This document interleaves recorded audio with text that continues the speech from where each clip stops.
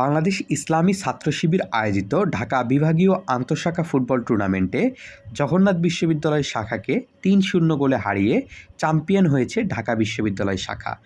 আজ বুধবার ১৩ নভেম্বর রাজধানীর বিজি প্রেস স্পোর্টস ক্লাব মাঠে ফাইনাল ম্যাচটি অনুষ্ঠিত হয়। কেন্দ্রীয় সভাপতি মঞ্জুরুল ইসলামের সভাপতিত্বে ও সেক্রেটারি জেনারেল জাহিদুল ইসলামের সঞ্চালনায় পুরস্কার প্রদান অনুষ্ঠানে প্রধান অতিথি হিসাবে উপস্থিত ছিলেন সাবেক কেন্দ্রীয় সভাপতি ডক্টর ফখরুদ্দীন মানিক। বিশেষ অতিথি হিসাবে উপস্থিত ছিলেন সাবেক কেন্দ্রীয় সাহিত্য সম্পাদক রাজিবুল হাসান বাপ্পি। এছাড়াও বিভিন্ন পর্যায়ের দায়িত্বশীল বৃন্দ উপস্থিত ছিলেন। এ সময় অতিথিবৃন্দ তরুণ সমাজের শারীরিক ও মানসিক বিকাশে খেলাধুলা ও শরীরচর্চার গুরুত্ব তুলে ধরেন।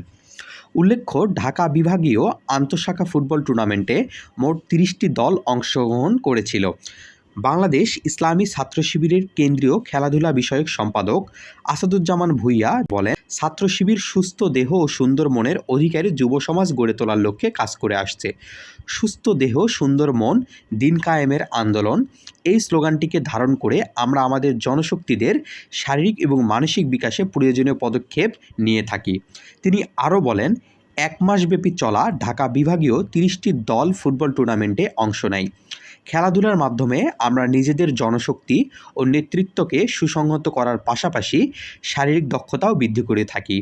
এটি অত্যন্ত আনন্দের এবং গর্বের বিষয় যে ঢাকা বিশ্ববিদ্যালয়ের টিম এই প্রতিযোগিতায় জয়লাভ করেছে।